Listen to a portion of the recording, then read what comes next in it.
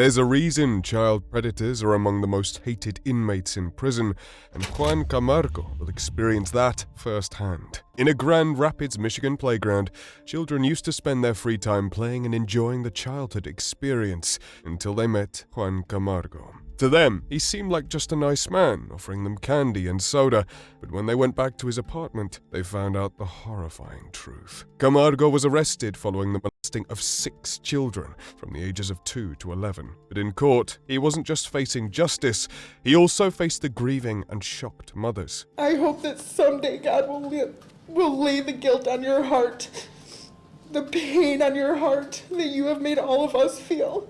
For your actions, for you did to us.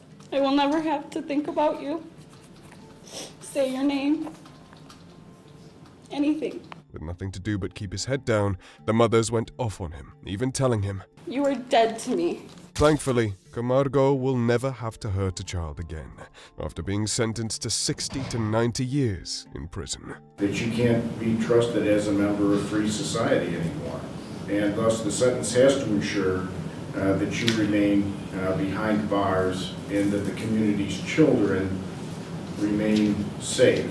Speaking of child predators being despised by other criminals, Christopher Elwell found that out firsthand. In New Hampshire, Christopher Elwell was about to face justice by both the court and another inmate when he molested a 4-year-old girl. The little girl was staying with Elwell when he had the twisted idea of watching porn while in bed with her and 4 others.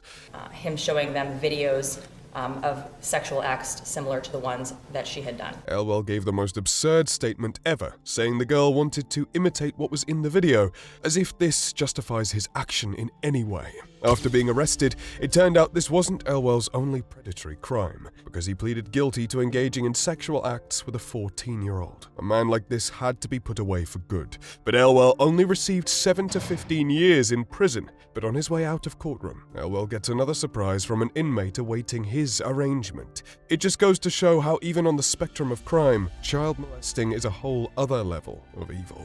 Speaking of evil, Lewis Matthews definitely fits the category. Giving someone a lifetime of trauma is perhaps the worst thing a criminal can do.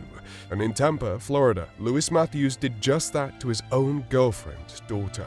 Lewis was staying with his girlfriend when instead of staying in bed with her, he twistedly decides to sexually assault her 10-year-old daughter. When he was caught by the mother, Matthews took the insanity even further, basically kidnapping his girlfriend's 3 children to a convenience store to get bleach, which he would use to do something truly unspeakable. He used the bleach to try and hide the evidence of his assault, and I'll let you imagine how he tried to do that. But thankfully, his scientific illiteracy was just as strong as his derangement, and he was arrested with his DNA proven. In court, everyone was hoping for a life sentence. And we were asking for life on 2 and 3. The judge happily obliged, and Matthews was given 55 years in prison.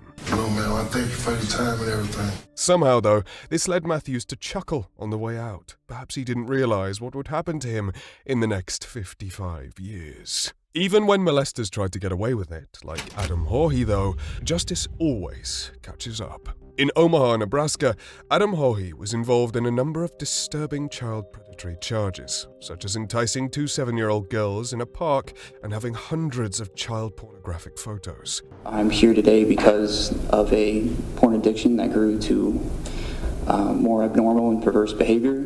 Hohi blamed his actions on losing his relatives and jobs, as well as a porn addiction.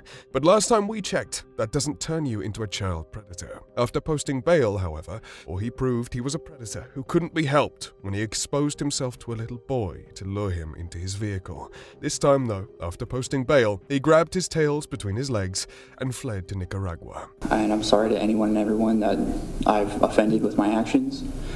I'm sorry to this court for running away. Justice is never lost, though, because eventually police caught up to Hohi when he returned, and he was given the highest bail in Douglas County history, a whopping $50 million, to make sure he'd never be free again. You know, he needs to pay a heavy price for this, and we need to protect kids from this kind of behavior. He tried one last attempt at freedom, though, after taking a plea deal, but he was still sentenced to 48 years in prison instead of 90. Each case goes to show that nothing justifies what these predators do, no matter how much they try to come up with excuses. Like Christopher Branham, who proved that there is no place or limits child molesters can do when he randomly molested a 7-year-old boy in a movie theater bathroom in San Antonio, Texas. In court, the psychological damage these attacks caused was evident with the testimony of the victim's father.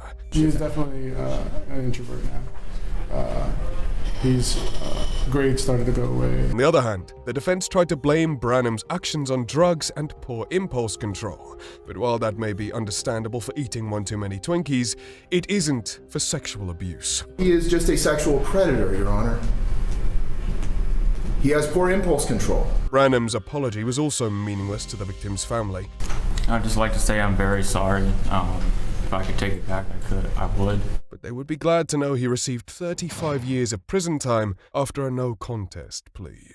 I see no reason to do anything other than order that you serve the 35 years. The trauma inflicted by sexual predators lasts far into adulthood, and some don't find the strength to come forward until much later, such as what happened in the case of John Acklin. This old man, withering away in court, is John Acklin, who molested 2 children in Livingston between 2004 and 2006. The defendant, John Acklin, has been convicted of 16 various counts of child sex abuse. However, no victim from the children came forward until much later, when they became adults. And while Acklin must have thought he'd gotten away with it, justice followed him into his aging years when he was charged with 16 counts of sexual assault.